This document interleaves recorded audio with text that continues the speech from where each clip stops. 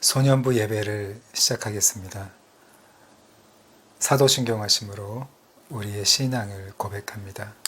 전능하사 천지를 만드신 하나님 아버지를 내가 믿사오며 그 외아들 우리 주 예수 그리스도를 믿사오니 이는 성령으로 잉태하사 동정녀 마리아에게 나시고 본디오 빌라도에게 고난을 받으사 십자가에 못 박혀 죽으시고 장사한 지 사흘 만에 죽은 자 가운데서 다시 살아나시며 하늘에 오르사 전능하신 하나님 우편에 앉아 계시다가 저리로서 산자와 죽은 자를 심판하러 오시리라. 성령을 믿사오며 거룩한 공예와 성도가 서로 교통하는 것과 죄를 사하여 주시는 것과 몸이 다시 사는 것과 영원히 사는 것을 믿사옵나이다. 아멘. 우리 함께 찬양 드리시겠습니다.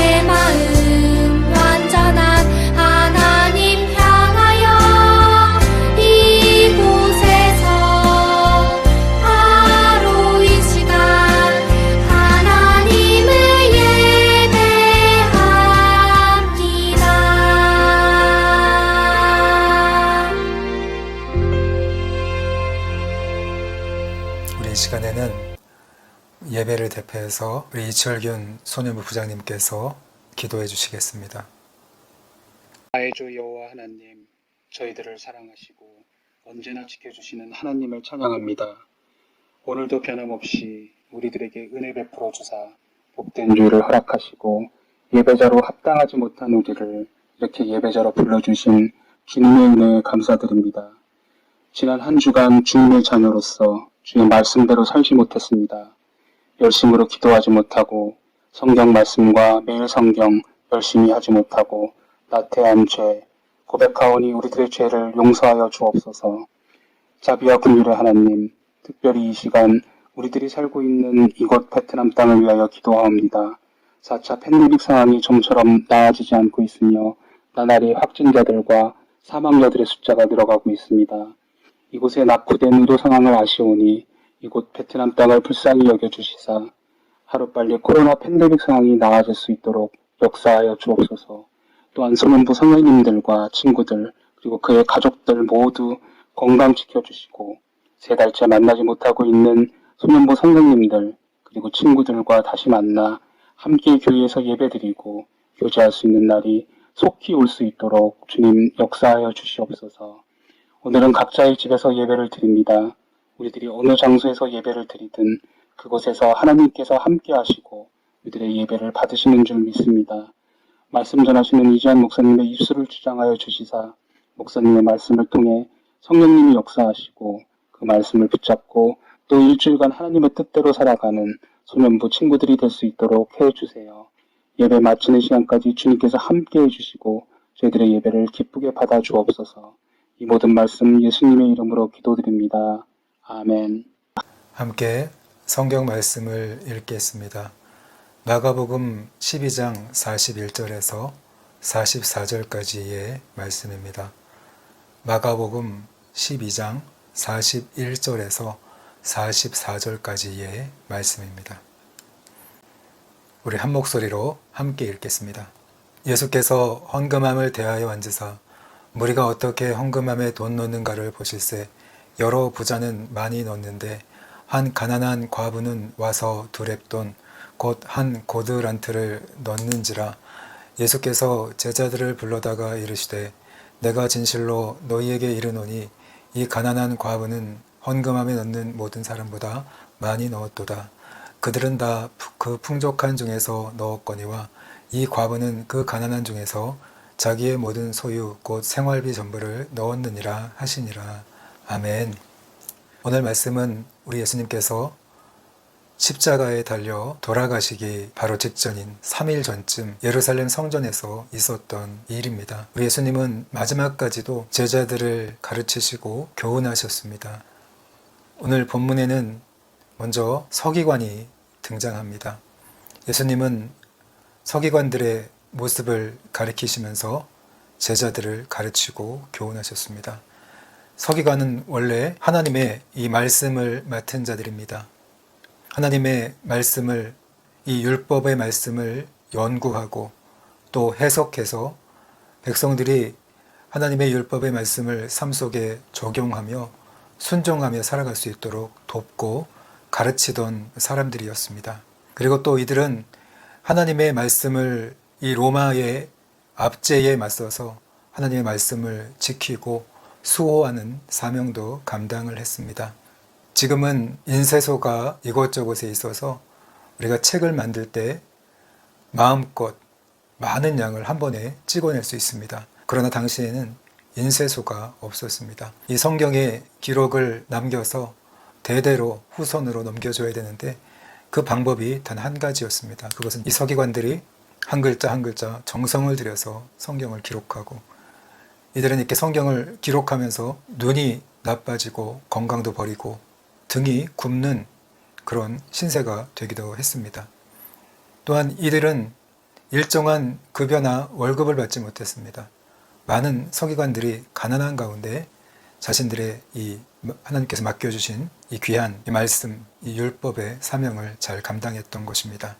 그래서 당시에 이 많은 사람들은 이 서기관들을 돕는 것을 자랑스럽게 생각했고 경건한 것으로 여기기도 했습니다. 이렇게 많은 사람들의 존경을 받으며 자신들의 사명을 감당해왔던 서기관들이었습니다. 그런데 예수님 당시에 이 서기관들은 이전의 서기관들과는 다르게 많이 변질된 모습으로 자신들의 사명을 감당하고 있었습니다. 가난하면서도 하나님의 말씀에 열심을 내서 율법을 가르치고 전했던 이 서기관들의 모습이 예수님 당시에는 어떻게 변질된 모습이 되었을까요? 함께 성경을 보겠습니다. 38절입니다. 예수께서 가르치실 때에 이르시되 긴 옷을 입고 다니는 것과 시장에서 문안받는 것과 예수님 당시에 서기관들은 이렇게 남들보다 긴 옷을 입었습니다. 이들이 이 긴 옷을 입었던 이유는 자신들은 서기관이라는 그 자부심, 영적 권위를 사람들에게 드러내고 그리고 이를 통해서 오늘 많은 사람들에게 인정받고 인사를 받기 원했습니다. 서기관으로서의 자신들의 신분을 사람들에게 자랑하고 그 권위를 드러내기 위해서 이 긴 옷을 입고 다니면서 사람들에게 인사받기를 좋아했다는 것입니다. 우리 예수님은 제자들을 가르칠 때 이런 외적인 모습에 강조하시지 않았습니다. 그보다는 겸손으로 그리스도의 이 성품의 옷을 입고 살아가라고 가르쳐 주고 있습니다. 계속해서 39절을 읽겠습니다. 회당의 높은 자리와 잔치의 윗자리를 원하는 서기관들을 삼가라. 당시의 서기관들은 회당의 높은 자리, 사람들을 마주 볼 수 있는 그 높은 자리에 서기를 원했습니다. 사람들과 동등한 같은 자리가 아니라 사람들보다 높은 자리에 있기를 원했고 또 어떤 잔치에 초대를 받더라도 주인 옆에 앉기를 원했습니다. 최고의 대접을 받기를 원했다는 거죠. 이처럼 이전에 가난하면서도 하나님의 이 사명을 감당했던 최선을 다해서 감당했던 그런 서기관들의 모습은 이제는 변질이 되어서 사람들에게 칭찬받고 인정받기 원했고 또 사람들에게 최고로 대접받기 원하는 그러한 서기관들의 모습이 되어 있었던 것입니다. 그래서 오늘 예수님은 서기관들을 삼가라. 그들을 멀리하고 그들을 보면서 그들을 따라하면 안 된다고 예수님은 가르쳐 준 것입니다. 이 서기관들이 구약의 이 성경을 맡은 자들로 율법을 맡은 자들이었다면 이제 예수님의 제자들은 앞으로 하나님의 복음을 맡은 자들이 되는 것입니다. 신약을 맡은 자들이 되기 때문에 너희들 앞으로 이 사명을 감당할 때 서기관들처럼 너희들의 신앙이 변질되어서는 안 된다는 것을 가르치기 위해서 예루살렘 성전에서 이 서기관들을 보면서 가르치시고 교훈하셨던 것입니다. 계속해서 40절 말씀을 같이 읽겠습니다. 그들은 과부의 가산을 삼키며 외식으로 길게 기도하는 자니 그 받는 판결이 더욱 중하리라 하시니라. 네, 서기관들은 또 과부의 가산을 삼켰습니다. 이 말씀의 의미는 과부가 다시 결혼을 하기 위해서는 돈이 필요했습니다. 지참금이 필요합니다. 때때로 이 과부의 아버지가 이 딸을 다시 시집 보내기 위해서 지참금을 이 과부에게 준 것이 아니라 서기관들에게 맡겼습니다. 그러면 이 서기관들은 이 지참금을 가지고 있다가 과부가 결혼할 때 내어주면 됩니다. 그런데 과부가 결혼을 하지 않거나 또 이런저런 이유를 통해서 이 과부의 가산을 착복했던 것입니다. 서기관들이 돈을 밝히고 과부의 이 돈을 착복했던 거죠. 가뜩이나 당시의 과부는 경제적인 활동을 할 수 없는 자들입니다. 남들에게 도움을 의존할 수밖에 없는 그런 이 정말 가난하고 멸시받는 계층이 과부였습니다. 이 소외된 계층, 누구보다 앞장서서 이 과부들을 돌보고 섬겨야 하는 이 당시의 선생님인 이 서기관들이 오히려 이 과부들을 압제하고 과부들의 재산을 빼앗는 그런 나쁜 일을 행했던 것입니다. 그러면서 그들은 위선적으로 남들 앞에 인정받기 위해서 오랜 시간 기도를 합니다. 자신들의 신앙이 좋은 것처럼 열심히 기도합니다. 그러나 삶은 그렇지 못했던 것입니다. 그래서 오늘 예수님은 그들을 향해서 말씀하십니다. 그 받는 판결이, 그 받는 심판이, 하나님 앞에서의 심판이 더욱 클 것이다. 더욱 무거운 심판을 받을 것이라고 오늘 예수님께서 말씀하고 계시는 것입니다. 예수님은 이 서기관들을 보면서 제자들에게 가르치시고 교훈하신 후에는 다시 사람들이 헌금을 하는 그 장소로 제자들을 데리고 갔습니다. 다 같이 41절 말씀을 같이 읽겠습니다. 예수께서 헌금함을 대하여 앉으사 무리가 어떻게 헌금함에 돈 넣는가를 보실새 여러 부자는 많이 넣는데 예수님께서 헌금함 근처로 가셨습니다. 거기에는 여러 부자들이 자랑하듯이 많은 헌금을 하고 있었습니다. 당시에 이 예루살렘 성전에는 저 나팔 모양의 헌금함이 13개가 있었다고 합니다. 많은 사람들이 예배를 드렸기 때문에 이 13개의 헌금함에 헌금을 드렸던 것입니다. 또 헌금함은 각각의 다른 목적이 있었습니다. 성전 세를 내기 위해서 필요한 헌금함, 또 희생 제물 대신 바치는 헌금을 내는 헌금함, 성전의 수성과 장식을 위한 헌금함 등이 있었습니다. 사람들은 목적에 따라서 자신들이 원하는 곳에 이 헌금을 드렸던 것입니다.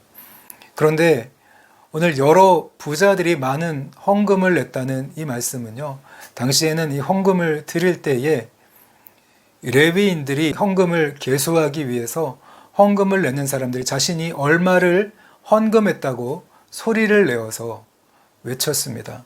내가 만약에 100만 원을 헌금했다면 100만 원을 헌금했습니다. 이렇게 부자들은 자신들의 이 많은 헌금하는 것을 자랑하면서 헌금함에 소리치면서 헌금을 넣었습니다. 그런데 가난한 과부가 있었습니다. 그는 어떻게 헌금했을까요? 우리 성경을 볼까요? 한 가난한 과부는 와서 두 렙돈 곧 한 고드란트를 넣는지라. 여기서 두 렙돈은요 동전 2개입니다. 지금으로 말하면 500원짜리 동전 2개 정도를 헌금함에 넣은 거예요. 많은 사람들이 그 많은 헌금을 자랑하면서 넣을 때 이 여인은 와서 부끄러운 모습으로 그 동전 2개를 헌금함에 넣었던 것입니다. 이 모습을 보시면서 제자들에게 우리 예수님께서 말씀하십니다. 43절 말씀 같이 읽겠습니다.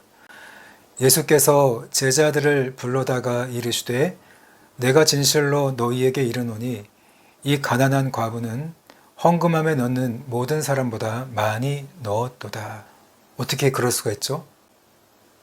우리들의 일반적인 생각으로는 당연히 부자들이 훨씬 더 많은 헌금을 냈고 이 여인은 동전 2개, 지금 돈으로 한 1,000원 정도를 헌금했는데 어떻게 이 여인이 더 헌금을 많이 냈다고 오늘 주님께서 말씀하고 계시는 것입니까?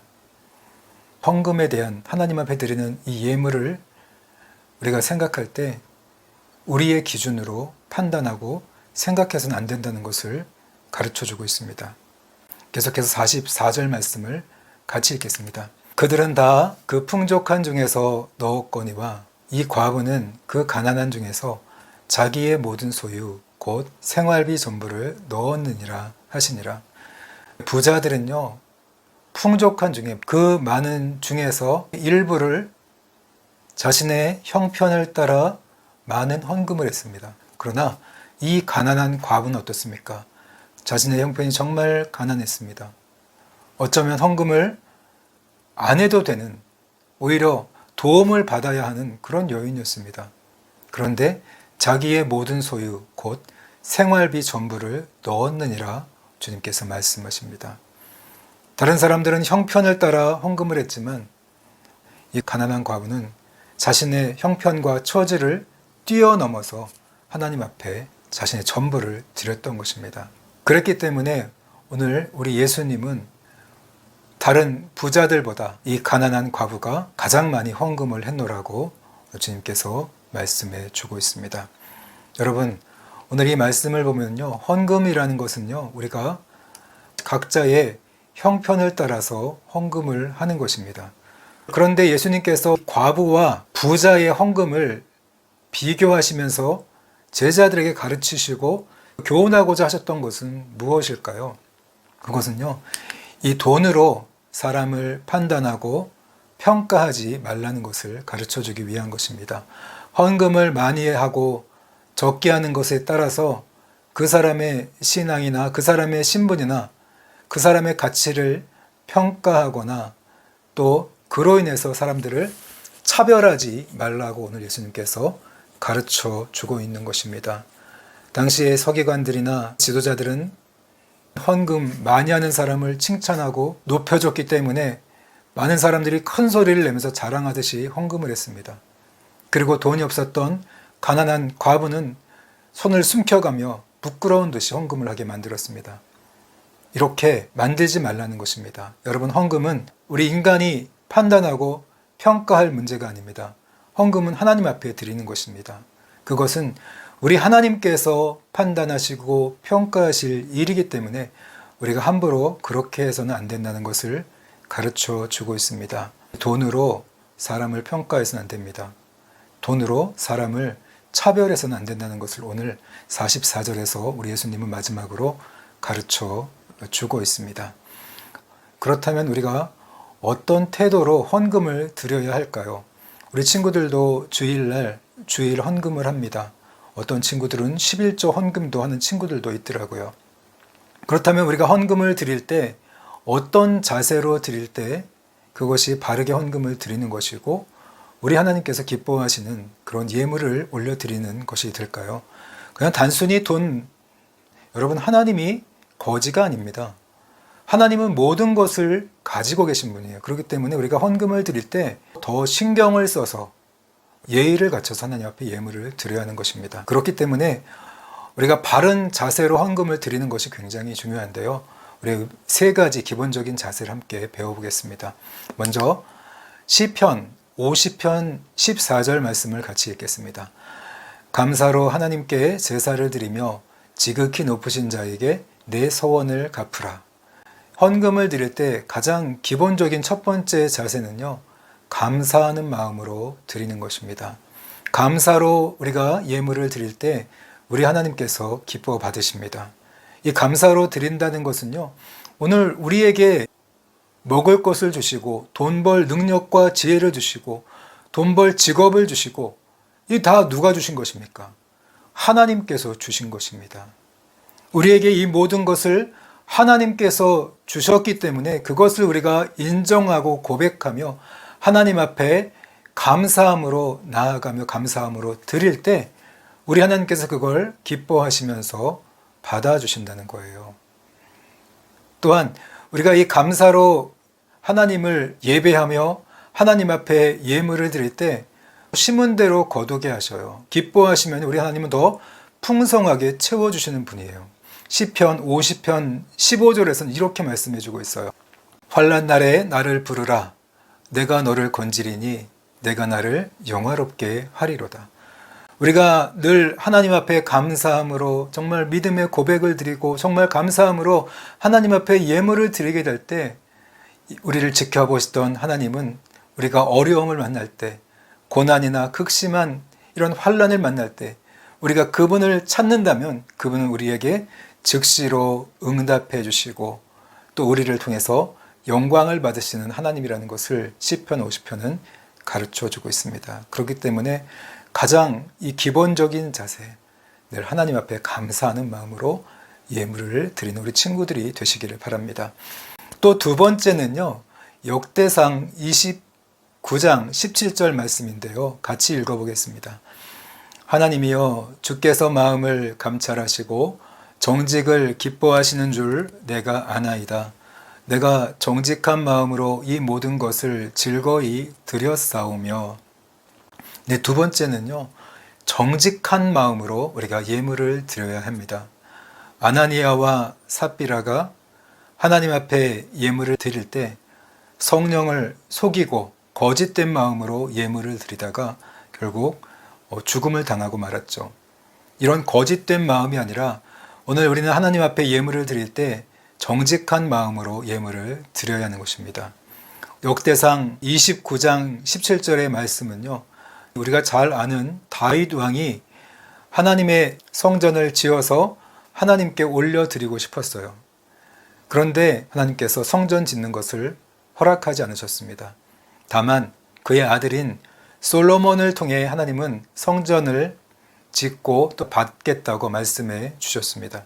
그럴 때 이 다윗 왕은 성전을 짓고 싶은 그 마음을 포기하지 않고 아들이 성전을 잘 지을 수 있도록 금과 은과 또 놋과 철, 나무, 성전을 건축하는 데 필요한 그런 많은 재료들을 모았습니다. 아들 솔로몬이 성전을 잘 건축하도록 이미 준비해 둔 것입니다. 그뿐만이 아니라 다윗 왕은 자신이 가지고 있던 개인적인 금이나 은을 하나님 앞에 다 드렸습니다.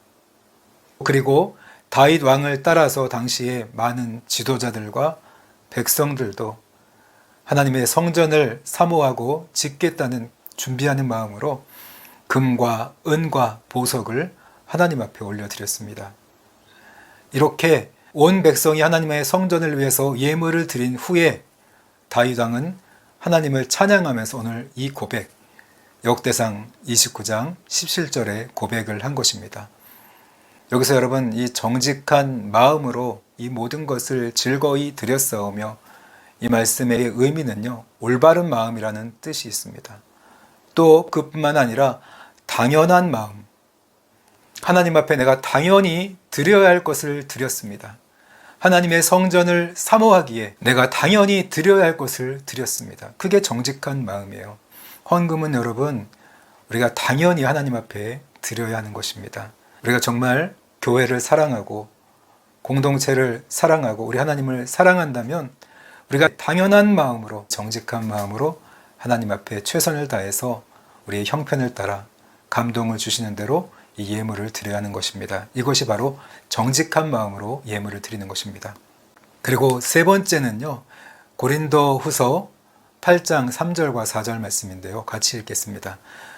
내가 증거하노니 저희가 힘대로 할 뿐 아니라 힘에 지나도록 자원하여 이 은혜와 성도 섬기는 일에 참여함에 대하여 우리에게 간절히 구하니. 세 번째로 헌금을 드릴 때 중요한 마음은요, 자원하는 마음으로 드려야 돼요. 누가 시켜서, 엄마 아빠가 시키고 선생님이 시켜서 헌금을 하는 것이 아니라, 물론 처음에는 시켜서 하죠. 그러나 나중에는 내가 스스로 자원하는 마음으로 자발적으로 하나님 앞에 나의 이 마음, 이 예물을 올려드릴 때 우리 하나님께서 기뻐 받으신다는 거죠. 그리고 오늘 고린도 후서의 이 8장의 이 말씀은요, 오늘 이 고린도 교회 성도들의 자원하는 마음이 얼마나 뛰어났는지를 보여줍니다. 저희가 힘대로 할 뿐 아니라 형편대로 하는 것이 아니에요. 힘에 지나도록 형편 그 이상으로 자원하는 마음으로 하나님 앞에 예물을 드렸던 것입니다. 그들이 이렇게 예물을 드릴 수 있었던 것은요, 당시에 예루살렘에 이 가난하고 환난을 당한 성도들을 구제하고 돕기 위해서 힘에 지나도록 이 고린도 교회 성도들은 하나님 앞에 예물을 올려드렸던 것입니다. 이처럼 여러분, 우리가 남들을 구제하고 남들을 돕는 일에는 여러분 아껴서는 안 돼요. 더 오히려 내 형편을 넘어서도 우리가 하나님 앞에 드릴 수 있어야 돼요. 구제할 수 있어야 돼요. 왜냐하면요, 여러분, 구제하는 것은요, 하나님께 하는 거예요.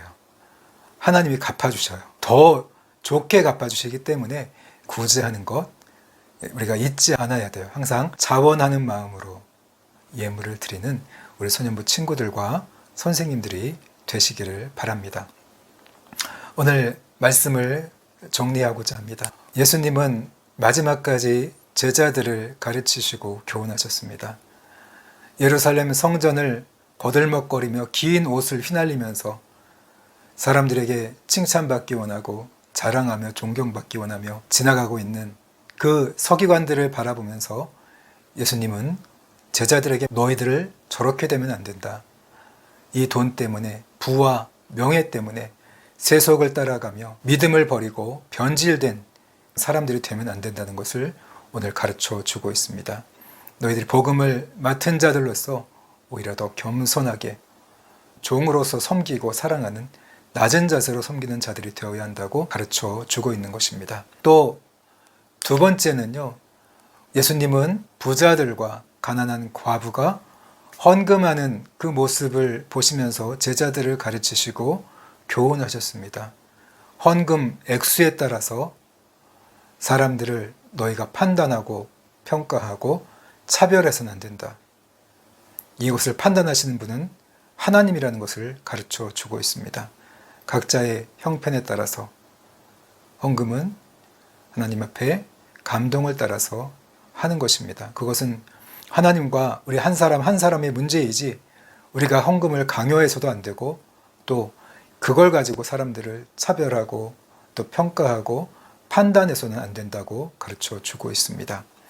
사람들은 이 돈을 가지고서 부자와 가난한 자 차별하고 판단합니다. 그러나 교회는 헌금뿐만 아니라 돈을 가지고 사람을 차별하고 판단해서 안 된다는 것을 가르쳐 주고 있습니다. 마지막으로 세 번째, 올바른 태도로 헌금하라. 감사함으로 또 정직함으로 자원함으로 하나님 앞에 예물을 드려야 된다는 것을 가르쳐 주고 있습니다. 감리교회의 창시자였던 아주 유명한 요한 웨슬레 목사님은 이렇게 이야기했습니다. 돈주머니가 회개해야 진정한 회개다. 참된 신앙인은요, 돈을 벌 때도 바르게 벌고 또 돈을 쓸 때도 바르게 쓰는 그런 사람들이 진짜 참된 신앙인입니다. 그렇기 때문에 이 요한 웨슬레 목사는 돈주머니가 바르게 회개해야만, 바르게 벌고 바르게 써야만 진정한 회개를 한 사람이다. 이렇게 말씀해 주고 있는 것입니다. 여러분, 저는 여러분처럼 어렸을 때, 그리고 중학교, 고등학교, 또 제가 예수님을 잘 몰랐을 때, 청년이 되었을 때도 가장 싫어했던 목사님들의 설교 두 가지가 있었습니다. 첫 번째는요, 천국과 지옥에 관한 설교였어요. 요즘은 적지만 옛날엔 정말 많았습니다. 목사님들의 천국과 지옥에 대해서 설교할 때 항상 그런 생각을 했어요. 좀 그만 좀 했으면 좋겠다. 나 겁주는 거야? 그렇다고 내가 겁먹나? 참나. 왜 맨날 천국과 지옥만 설교할까? 우리 예수님은 사랑의 예수님인데. 그런 생각들을 많이 했습니다. 그런데 제가 신학교를 가고 주의종의 길을 가게 되었습니다. 그러면서 이 목사가 되어가는 과정에서 성경을 많이 볼 수밖에 없었습니다. 성경을 많이 보다 보니까 천국과 지옥에 대해서 가장 많이 말씀하신 분이 우리 예수님이셨어요. 그 사랑의 예수님이 천국과 지옥에 대해서 가장 많이 말씀하고 계시더라고요. 가장 잘 알고 계시는 분이셨을 것입니다. 그랬기 때문에 이 지옥의 위험성이 얼마나 위험한지를 우리들에게 가르쳐 주시기 위해서 그렇게 많이 천국과 지옥에 대해서 설교를 하셨을 것입니다. 그리고 제가 두 번째로 싫어했던 설교가 뭐냐면 돈과 헌금에 관한 설교였습니다. 목사님들이 가끔 부흥회를 가면 돈과 헌금 설교를 많이 해요. 들을 때마다 돈 얘기 좀 안 했으면 좋겠다. 왜 이렇게 돈을 밝혀? 그런 생각 정말 많이 가졌습니다. 불편했습니다. 돈 얘기를 할 때마다 마음이 불편하고 상하고 교회 다니기 싫고 그런 마음들이 많이 들었습니다. 그런데 나중에 정신을 차리고서 목사가 되어서 성경을 보다 보니까 돈 얘기, 헌금 얘기를 가장 많이 말씀하신 분이 누구냐? 누굴까요? 네, 바로 예수님이셨어요. 오늘 제자들에게도 헌금과 돈에 대해서 마지막까지 가르쳐주고 있죠. 왜 이렇게 예수님은 마지막까지 돈에 대해서 제자들을 교훈하고 가르치고 계실까요? 여러분, 돈은 잘 쓰면 정말 좋은 것이지만 우리가 잘못 관리하고 잘못 쓰면 정말 큰 죄를 짓고 우리의 신앙이 서기관들처럼 변질되고 타락할 수 있기 때문에 그런 것입니다. 그만큼 위험하기 때문에 돈에 대해서 오늘 예수님은 가르치시고 마지막까지 교훈하셨던 것입니다. 여러분, 우리가 돈에 대해서 회개하기 위해서는요, 돈을 벌 때도 불법적으로 버는 게 아니라 하나님이 기뻐하시는 대로 바르게 벌고, 또 돈을 쓰는 것도 정말 바르게 써야 됩니다. 이 돈이라는 것은 하나님께서 일정 기간 우리에게 맡겨주신 거예요. 하나님께서 기뻐하시는 그 뜻대로 써야겠죠. 이 돈을 바르게 벌고 바르게 쓰는 그 첫 번째 훈련이 뭘까요? 여러분, 그게 바로 헌금이에요.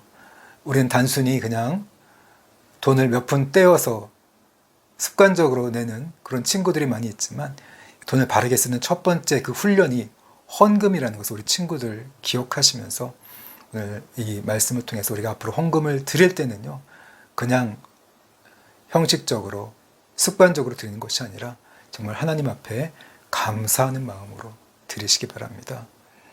그리고 무엇보다 정직한 마음으로 최선을 다해서, 또 언제나 남이 시켜서 하는 것이 아니라 자발적으로 자원하는 마음으로, 가능하다면 용돈을 모아서 우리 친구들 하나님 앞에 정말 자발적으로 하나님 앞에 헌금하는 우리 친구들이 되시기를, 우리 또 선생님들이 되시기를 주님의 이름으로 축복합니다.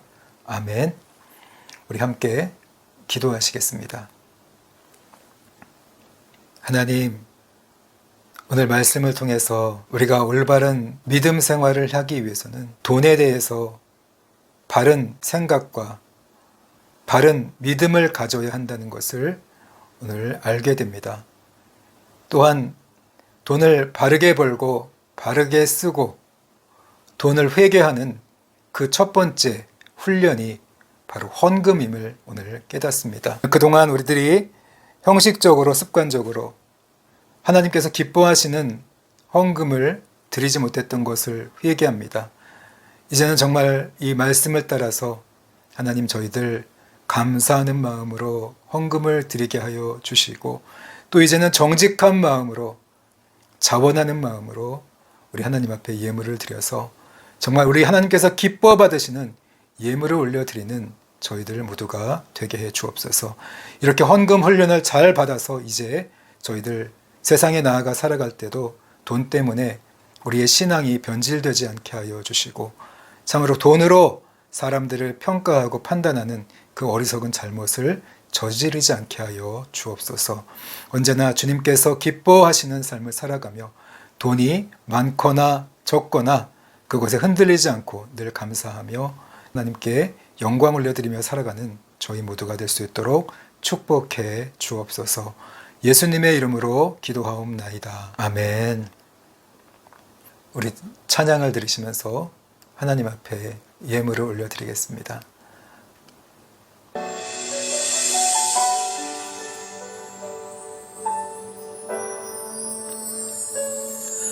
나를 만지시는 주님 앞에 무릎 꿇고 나갑니다.